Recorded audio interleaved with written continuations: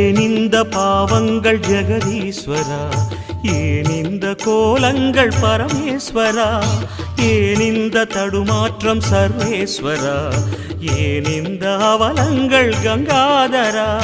மூன்றாவதாம் உன் கண்ணையே நீர் திறப்பீர் உலகுயவே.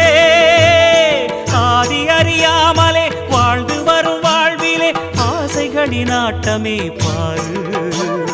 வாழ்க்கையில் சாவியும் ஆழியில் வீழ்ந்ததே, வழி என்பதென்ன இனி கூறு. கைலையில் தாண்டவம் ஆடியது போதுமே, பூமியில் நீ